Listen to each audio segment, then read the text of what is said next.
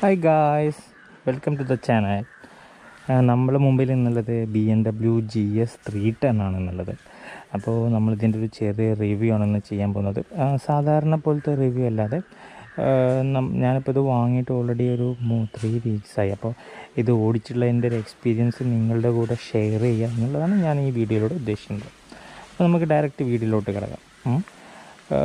നിങ്ങൾ GS 310 കുറിച്ച് ഒരുപാട് റിവ്യൂസ് കണ്ടിട്ടുണ്ടാകും. വണ്ടീനെക്കുറിച്ചും അതിൻ്റെ സ്പെസിഫിക്കേഷൻ എല്ലാം നിങ്ങൾ ഓൾറെഡി എല്ലാം അറിഞ്ഞിട്ടുണ്ടാകും. അപ്പോൾ ഞാൻ അതിനെക്കുറിച്ച് ഇങ്ങനെ ഡീറ്റെയിൽ ആയിട്ടൊന്നും പറയുന്നില്ല. എന്നാലും ജസ്റ്റ് നമുക്കൊന്ന് പറഞ്ഞു പോകാം. ഫ്രണ്ടിൽ തന്നെ അപ്സൈഡ് ഡൗൺ സസ്പെൻഷനാണ് വരുന്നത്. ഫ്രണ്ടിലും ബാക്കിലും ഡിസ്ക് ബ്രേക്കാണ് വരുന്നത് വിത്ത് ഡ്യുവൽ ചാനൽ ABS. പിന്നെ മുന്നുള്ള GS-ൻ്റെ വേർഷനിൽ പുതിയ 2020 വന്നതുള്ള BS6 വേർഷൻ, അതിൽ ചെറിയ ചെറിയ വ്യത്യാസങ്ങളൊക്കെ ഉണ്ട്. ഇതിൽ ഏറ്റവും വലിയൊരു ചേഞ്ചസാണ് നമ്മൾ വരുന്ന ഫ്രണ്ടിൽ വരുന്ന LED ലാംപ്സ്. അതിൽ നമ്മുടെ BMW എന്ന് ഇൻഡിക്കേറ്റർ ഇട്ട് എഴുതിയിട്ടുണ്ട്. അത് അത് റണ്ണിങ് ലൈറ്റാണ്. അത് കാണാൻ തന്നെ നല്ലൊരു ഭംഗിയാണത്. റോഡ് പ്രസൻസ് ഭയങ്കരമാണ് അതിൻ്റെ. പിന്നെ എൻജിനെ കുറിച്ച് പറയുകയാണെങ്കിൽ 313cc എൻജിനാണ് with 35 Nm power and 28 metre ടോർക്കാണ് വരുന്നത്. പിന്നെ ഇതിൻ്റെ ഹൈറ്റ് വരുന്നത് ഏകദേശം 853 മില്ലിമീറ്ററാണ്. ഏകദേശം നല്ല ഹൈറ്റ് ഉണ്ട്. പിന്നെ ബാക്കിലൊന്നും അങ്ങനെ പ്രത്യേകിച്ച് മാറ്റങ്ങളൊന്നും വരുത്തിയിട്ടില്ല. പിന്നെ ഈ മുന്നുള്ള വേർഷനിൽ ഇത് നോർമൽ ഇൻഡിക്കേറ്റേഴ്സ് ആയിരുന്നു, പക്ഷേ ഇപ്പോൾ ഇത് LEDs ആണ്. നല്ല ഭംഗിയുണ്ട് അത് കാണാൻ. പിന്നെ ഇതിൻ്റെ പ്രൈസ് മുന്നുള്ള പ്രൈസിനെക്കാട്ടും കുറച്ചുകൂടി കുറയാണ് ചെയ്തിട്ടുള്ളത്. ഞാനിത് വാങ്ങിയത് ഏകദേശം 3,85,000 ആയി ഇത് വാങ്ങിയപ്പോൾ. അത് ചിലപ്പം ചില ആളുകൾക്ക് വ്യത്യാസം വരാം, കാരണം എക്സ്റ്റൻഡ് വാറണ്ടിക്ക് എക്സ്ട്രാ 5,000. പിന്നെ അത് വേണമെങ്കിൽ എടുത്താൽ മതി. പിന്നെ വരുന്ന ഏറ്റവും നമ്മൾ ശ്രദ്ധിക്കേണ്ട കാര്യം, നമ്മൾ ഈ വണ്ടി എന്നല്ല ഏത് വണ്ടി വാങ്ങുമ്പോഴും നമ്മളതിൻ്റെ ഇൻഷുറൻസാണ്. നമ്മൾ ഷോറൂം ചെയ്ത് നമുക്ക് അത് ഭയങ്കര ഒരു പ്രൈസാണ് പറയാം. ഈ വണ്ടിക്ക് തന്നെ ഷോറൂം എന്ന് പറഞ്ഞതിൻ്റെ ഏകദേശം 17,000 ആണ്. അപ്പം ഞാൻ നമ്മുടെ ഓൺലൈനായിട്ട് നമ്മൾ പോളിസി ബസാറിലൊക്കെ ചെക്ക് ചെയ്തപ്പോൾ അതിലും കുറഞ്ഞ പ്രൈസിൽ എനിക്ക് ഇൻഷുറൻസ് കിട്ടി. അപ്പോൾ എനിക്ക് ഓൾമോസ്റ്റ് ഒരു 5,000 റുപ്പീസ് നമുക്ക് സേവ് ചെയ്യാൻ പറ്റി. ഓക്കെ, അപ്പോൾ നമുക്ക് നേരെ കാര്യങ്ങളൊക്കെ വണ്ടി ഓടിച്ചുകൊണ്ട് പറയാം. ഓടിക്കാനോ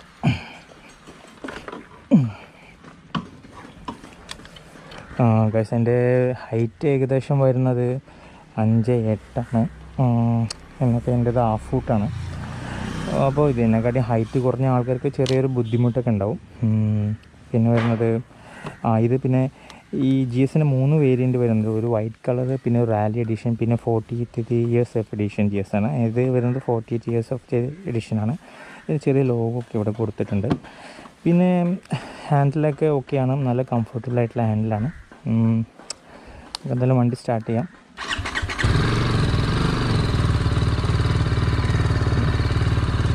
നല്ല വണ്ടി എടുക്കാം.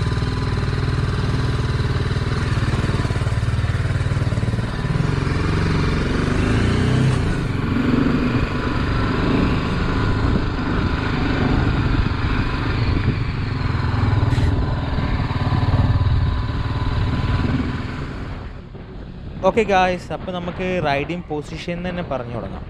നല്ല അപ്രൈറ്റ് ആയിട്ടുള്ള പൊസിഷനാണ്, നല്ല കംഫർട്ടായിട്ടുള്ള പൊസിഷനാണ്. ഒരു ബുദ്ധിമുട്ടും ഫീൽ ചെയ്യില്ല. നമുക്കിങ്ങനെ ക്രൂസ് ചെയ്തുകൊണ്ട് പോകാം. ഈ വണ്ടി വരുന്ന കംഫർട്ട് വേറെ ലെവലാണ്. കംഫർട്ടിൻ്റെ കാര്യത്തിൽ നമുക്ക് 10-ൽ 10 മാർക്ക് കൊടുക്കാം. പിന്നെ എനിക്ക് തോന്നിയിട്ടുള്ളൊരു കാര്യം, ഒരു ഹാൻഡിൽ ബാർ റൈസർ വേണമെന്ന് എനിക്ക് തോന്നിയിട്ടുണ്ട്. എൻ്റെ ഹൈറ്റ് 5'8" അപ്പോൾ എൻ്റെ ഹൈറ്റുള്ളവർക്കൊക്കെ ഒരു ഹാൻഡിൽ ബാർ റൈസർ വെക്കുകയാണെങ്കിൽ കുറച്ചും കൂടി ഒരു കംഫർട്ട് കിട്ടും. എന്നെക്കാട്ടി ഹൈറ്റ് കുറഞ്ഞ ആൾക്കാർക്ക് വലിയ കുഴപ്പമൊന്നും ഉണ്ടാവില്ല. പിന്നെ പറയാനുള്ളത് ഇതിൻ്റെ സസ്പെൻഷനെ കുറിച്ചാണ്. സസ്പെൻഷൻ ഒരു രക്ഷയില്ല, അത്രയ്ക്ക് അടിപൊളി സസ്പെൻഷനാണ്. റോഡിലുള്ള ചെറിയ ചെറിയ ബമ്പ് പോലും ഇത് അബ്സോർബ് ചെയ്യും. നല്ല കംഫർട്ടാണ് തരുന്നത് സസ്പെൻഷന്. അതുകൊണ്ട് തന്നെ നമുക്ക് ഒറ്റ സ്ട്രെച്ചിൽ പോവുകയാണെങ്കിൽ ഒരു 150 അല്ലെങ്കിൽ 200 കിലോമീറ്റർ ഒറ്റ സ്ട്രെച്ച് നമുക്ക് ഓടിക്കാം. നമുക്ക് യാതൊരുവിധ ടയർഡിനും ഫീൽ ചെയ്യില്ല. ഞാനിപ്പോൾ ഈ വണ്ടി വെച്ചിട്ട് മൂന്നാറൊക്കെ ട്രിപ്പ് പോയി. വണ്ടി നമുക്ക് എങ്ങനെ വേണമെങ്കിലും യൂസ് ചെയ്യാം കേട്ടോ. വേണമെങ്കിൽ നമുക്ക് ഭയങ്കര അഗ്രസീവായിട്ട് യൂസ് ചെയ്യുക, അല്ലെങ്കിൽ നമ്മളിങ്ങനെ വലിയ സിമ്പിളായിട്ട് ഇങ്ങനെ ക്രൂസ് ചെയ്ത് നമുക്ക് കംഫർട്ടായിട്ട് യൂസ് ചെയ്യാം. ഏത് രീതിയിൽ നമുക്ക് വണ്ടി യൂസ് ചെയ്യാം. ഒരു ബെസ്റ്റ് ടൂറിങ് ബൈക്കാണ് കേട്ടോ ഇത്. അത്രയ്ക്ക് നല്ല കംഫർട്ടാണ് ഈ വണ്ടി തരുന്നത്.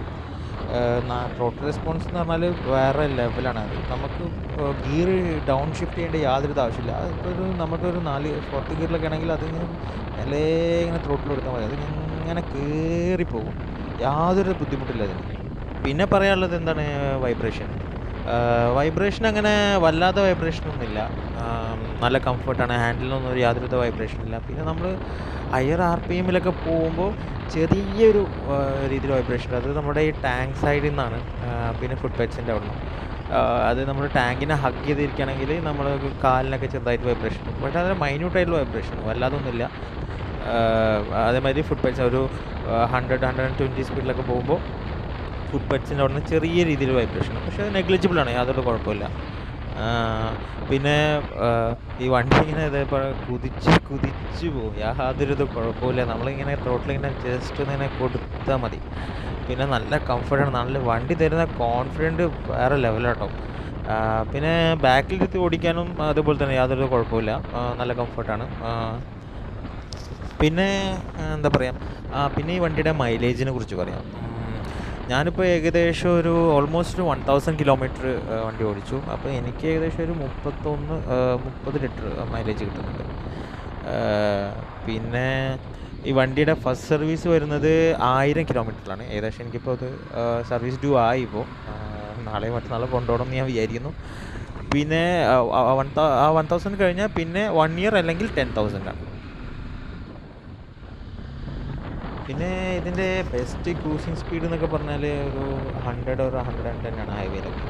ഹൈവേയിലൊക്കെ സിമ്പിളായിട്ട് ഇങ്ങനെ ക്രൂസ് ചെയ്തുകൊണ്ട് പോകാം, യാതൊരു കുഴപ്പമില്ല. എന്നാൽ ഇതിങ്ങനെ കുതിച്ച് പോയിക്കൊണ്ടേയിരിക്കും. ഞാൻ മൂന്നാറൊക്കെ പോയപ്പോൾ ഇതിൻ്റെ ഒരു എക്സ്പീരിയൻസ് ആണത്.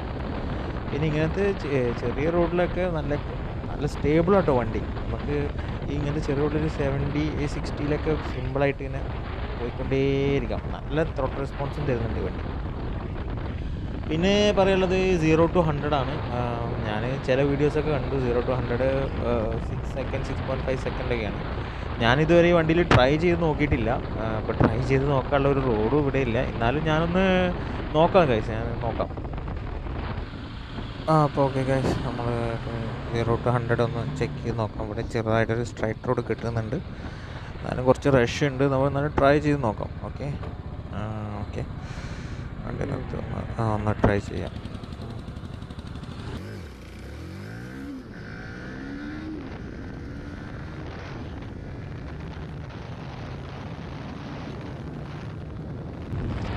അത് ആൾമോസ്റ്റ് ഒരു 8 സെക്കൻഡ്സ് എടുത്തു ഗൈസ്.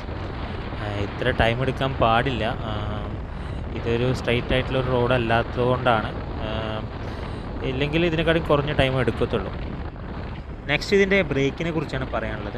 ഫ്രണ്ടിലും ബാക്കിലും അത്യാവശ്യം ബൈറ്റുള്ള ബ്രേക്കിനാണ് ഉള്ളത്. ഫ്രണ്ടിലെ ബ്രേക്ക് ചിലപ്പോൾ പേടിപ്പിക്കാൻ സാധ്യതയുണ്ട്. അത് ഞാനിപ്പോൾ അപ്ലൈ ചെയ്ത് കാണിച്ചത്. ബാക്കിൽ വണ്ടിയൊന്നുമില്ല, അപ്ലൈ പോകണം. കണ്ടോ ഗൈസ്, ആ കുത്തിപ്പോയത് കണ്ടോ? ആ ഫ്രണ്ടിലോട്ട് ഡൈവില്ലേ, അതാണ് പേടിപ്പിക്കുന്നത്. ആദ്യമായിട്ടൊക്കെ ഒരാൾ വണ്ടി എടുത്ത് പെട്ടെന്ന് ബ്രേക്ക് ചെയ്യുകയാണെങ്കിൽ എന്തായാലും ഒന്ന് പേടിച്ചു പോകും. പിന്നെ ഇത്രയും നമ്മുടെ ടാങ്കൊക്കെ ഉണ്ട് നമുക്ക് സപ്പോർട്ട് ചെയ്യാൻ വേണ്ടിയിട്ട്. അതുകൊണ്ട് നമ്മൾ തെറിച്ചൊന്നും പോകില്ല. നല്ല സൈസിലും ഷേപ്പിലൊക്കെ ടാങ്ക് ഉണ്ട്. അപ്പോൾ എന്തായാലും നമ്മൾ തെറിച്ചൊന്നും പോകില്ല. ഫ്രണ്ടിലെ ബ്രേക്ക് അത്യാവശ്യം നല്ല ബൈറ്റാണ് തരുന്നത്. ബാക്കിലെ ബ്രേക്ക് ഒരു നോർമൽ ബൈറ്റാണ്, ഒരു ആവറേജ് ബൈറ്റാണെന്ന് പറയാം. പിന്നെ മുന്നുള്ള വേർഷനിൽ നമുക്ക് ABS ഓഫ് ചെയ്യാൻ പറ്റുമായിരുന്നു. പക്ഷേ ഈ പുതിയ വേർഷനിൽ ABS ഒന്നും ഓഫ് ചെയ്യാൻ പറ്റില്ല. ഫ്രണ്ടിൽ ബാക്കിൽ ഓൾവേസ് ABS ഓണായിട്ട് തന്നെ ഇരിക്കും. പിന്നെ വണ്ടി അത്യാവശ്യം സ്റ്റേബിളാട്ടോ, നല്ല കോൺഫിഡൻ്റ് ആയിട്ട് വണ്ടി ഓടിച്ചു പോകാം. നല്ല സ്റ്റേബിളാണ് വണ്ടി, പാളിപ്പോകുന്നുള്ള പേടിയോ ഒന്നും തന്നെ ഇല്ല. നല്ല സുഖമായിട്ട് ഇങ്ങനെ ക്രൂസ് ചെയ്ത് പോകാം.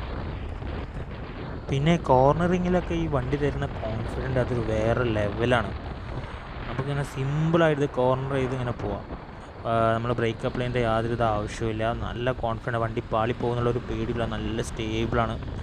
അത്യാവശ്യം വീൽ ബേസൊക്കെ ഉണ്ടാവുകൊണ്ട് നമ്മൾ നല്ല സിമ്പിളായിട്ട് പോവാം. പിന്നെ പറയാനുള്ളത് ടോട്ടൽ റെസ്പോൺസാണ്. നല്ല സ്മൂത്താണ്. നമ്മൾ കൊടുത്ത വണ്ടി ഇങ്ങനെ കയറി പോയിക്കൊണ്ടേയിരിക്കും. ഇങ്ങനെ ക്രൂസ് ചെയ്ത് പോയിക്കൊണ്ടേയിരിക്കാം, അല്ലേ? പിന്നെ നെക്സ്റ്റ് ഗിയർ ടൈറ്റാണ്. അത് എനിക്ക് ചെറുതായിട്ട് ഫീൽ ചെയ്യുന്നുണ്ട്, എപ്പോഴൊന്നുമില്ല. ഒരു കറക്റ്റ് RPMലെത്തിയാൽ നമുക്ക് ഗിയർ ഷിഫ്റ്റ് ചെയ്യാൻ നല്ല സ്മൂത്താണ്. ഒരു 5000 to 6000 RPM ഗിയർ ഷിഫ്റ്റ് ചെയ്യാൻ നല്ല സ്മൂത്താണ്. പിന്നെ സ്ലിപ്പർ ക്ലച്ചിൻ്റെ ആ യൂസ് ഡൗൺ ഷിഫ്റ്റ് ചെയ്യുമ്പോൾ നല്ല രീതിയിൽ മനസ്സിലാകും. അതുകൂടാതെ ഡൗൺ ഷിഫ്റ്റ് ചെയ്യുമ്പോൾ ഒരു ഹാർഡ്നെസ്സോ ഒരു ടൈറ്റോ ഒന്നും ഫീൽ ചെയ്യുന്നില്ല. പിന്നെ അപ്പ് ഷിഫ്റ്റ് തന്നെ നല്ലൊരു കറക്റ്റ് RPM ചെയ്താൽ നല്ല സ്മൂത്തായിട്ട് ചെയ്യാനും പറ്റും. പിന്നെ ഇത് യൂസ് ചെയ്ത ആൾക്കാരോടൊക്കെ ഞാൻ ചോദിച്ചു. അപ്പോൾ അവർക്ക് സെയിം കംപ്ലയിൻ്റ് ഉണ്ടായിരുന്നു. പിന്നെ ഫസ്റ്റ് സർവീസൊക്കെ കഴിഞ്ഞ് കുറച്ച് കഴിഞ്ഞാൽ അതിങ്ങനെ നോർമലായിട്ട് സ്മൂത്ത് ആയിക്കൊള്ളും എന്നാണ് അവരൊക്കെ പറഞ്ഞത്. പിന്നെ പറയാനുള്ളത് ഈ വണ്ടിയുടെ റോഡ് പ്രസൻസ് ആണ്. ഈ വണ്ടിയുടെ റോഡ് പ്രസൻസ് ഒരു രക്ഷയില്ല. റോഡിൽ പോയാൽ ആരായാലും ഒന്ന് നോക്കിപ്പോകും. കാര്യം അത്രയ്ക്ക് ഭംഗിയാണ് ഇത് റോഡിലൂടെ പോകുന്നത് കാണാൻ. ആ സൈസും ആ ഒരു മിനി GSൻ്റെ ഫീലൊക്കെ ഇത് തരുന്നുണ്ട്. പിന്നെ പുതിയ LED ലാമ്പ് കാണാൻ നല്ല ഭംഗിയുണ്ട്. പിന്നെ റോഡിലൂടെ മാത്രമല്ല, ഇത് വണ്ടി എവിടെ നിർത്തിയിട്ടാലും എല്ലാവരും ചുറ്റും കൂടി ഒന്ന് നോക്കും. അത്രയ്ക്ക് ഭംഗിയാണ് ഈ വണ്ടി കാണാൻ. ഞാനിതുവരെ ഈ വണ്ടി ഓഫ് റോഡൊന്നും ഓടിച്ചിട്ടില്ല. ഫസ്റ്റ് സർവീസൊക്കെ കഴിഞ്ഞിട്ട് ഒന്ന് ഓഫ് റോഡ് ഓടിക്കാമെന്ന് വിചാരിക്കുകയാണ്. നമുക്ക് എന്തായാലും ചെറുതായിട്ടൊന്ന് ട്രൈ ചെയ്യാം. ഓഫ് റോഡൊന്നും പറയാൻ പറ്റില്ല, പൊളിഞ്ഞൊരു റോഡ്. അപ്പോൾ ഗൈസ് നമുക്ക് എന്തായാലും ഒന്ന് ഓടിച്ച് നോക്കാം.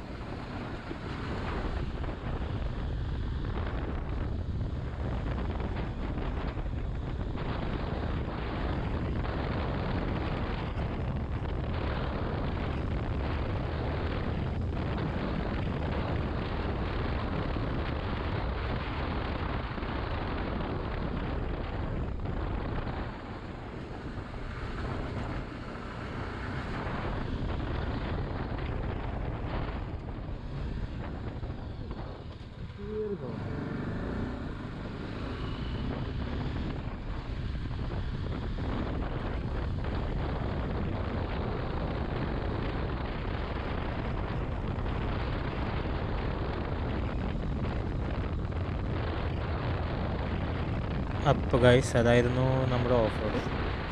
ഓഫ് റോഡൊന്നും പറയാൻ പറ്റില്ല, പൊളിഞ്ഞ റോഡ് അത്ര തന്നെ.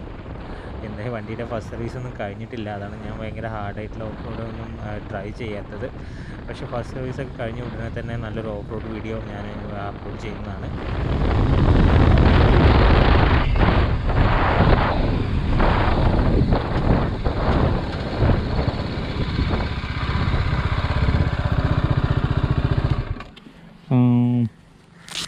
ഇതാണ് നമ്മുടെ മീറ്റർ. ഇതിൽ ഓഡോമീറ്റർ ഉണ്ട്, ടാക്കോമീറ്റർ ഉണ്ട്. പിന്നെ നമ്മൾ ടോട്ടൽ ഓടിയ കിലോമീറ്റർ കാണിക്കുന്നുണ്ട്. ഫ്യൂൽ ഗേജിൻ്റെ ടൈം ഉണ്ട്. പിന്നെ ഗിയർ ഷിഫ്റ്റ് ഇൻഡിക്കേറ്റർ ഉണ്ട്. പിന്നെ നമുക്കിതിൽ ട്രിപ്പ് 1 ഉണ്ട്, ട്രിപ്പ് 2 ഉണ്ട്. പിന്നെ എൻജിൻ്റെ ഹീറ്റ് ഉണ്ട്. പിന്നെ നമ്മൾ എത്ര ഈ ഫ്യൂലിൽ എത്ര കിലോമീറ്റർ ഇനി ഓടുന്നു ഓൾമോസ്റ്റ് റേഞ്ച് കാണിക്കുന്നുണ്ട്. പിന്നെ നമ്മുടെ ഫ്യൂൽ കൺസപ്ഷനാണ്, അതായത് 3.1 ആണ് ഫോർ 100 കിലോമീറ്റർ. അതായത് 100 കിലോമീറ്റർ ഓടാൻ വേണ്ടി ഇതിന് 3.1 ലിറ്റർ പെട്രോൾ വേണമെന്നാണ് പറയുന്നത്. അതായത് ഓൾമോസ്റ്റ് ഒരു 30 നമുക്ക് മൈലേജ് കിട്ടും. പിന്നെ നമ്മുടെ ആവറേജ് സ്പീഡാണ് കാണിക്കുന്നത്. പിന്നെ ഇത് ഡേറ്റ് കാണിക്കുന്നുണ്ട്. ഇത്രയാണ്, അത്രേ ഉള്ളൂ. പിന്നെ ഇവിടെ പറയുന്നത് ഇവിടെ GS എന്നുള്ളൊരു ഇതൊക്കെ കൊടുത്തിട്ടുണ്ട്. ഭയങ്കര അതൊക്കെ നല്ല ഭംഗിയുണ്ട്. പിന്നെ ഇതൊക്കെ പറഞ്ഞത് 40 ഇയർ എഡിഷൻ GSൻ്റെ ഒരു എംബ്ലമൊക്കെ ഉണ്ട്. അത്രേ ഉള്ളൂ. നമുക്ക് പോകാം.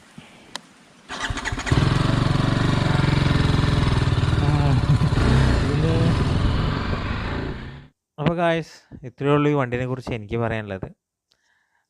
ഇപ്പോൾ ഈ വണ്ടി ഏകദേശം ഒരു 1000 കിലോമീറ്റർ ഓടി. അപ്പോൾ ഇത്രയും ഓടിച്ചപ്പോൾ എനിക്കുണ്ടായൊരു എക്സ്പീരിയൻസാണ് ഞാൻ നിങ്ങളോട് ഷെയർ ചെയ്തത്. ഞാൻ അത്ര വലിയ ഓട്ടോ ജേർണലിസ്റ്റ് ഒന്നുമല്ല, എന്നാലും എനിക്ക് തോന്നിയ കാര്യങ്ങളാണ് ഞാൻ ഈ വീഡിയോയിലൂടെ പറഞ്ഞത്. അപ്പോൾ മാക്സിമം സപ്പോർട്ട് ചെയ്യുക. ചാനൽ സബ്സ്ക്രൈബ് ചെയ്യാത്ത ആൾക്കാരുണ്ടെങ്കിൽ സബ്സ്ക്രൈബ് ചെയ്യുക. പിന്നെ ഷെയർ ചെയ്യുക. മാക്സിമം സപ്പോർട്ട് ചെയ്യുക.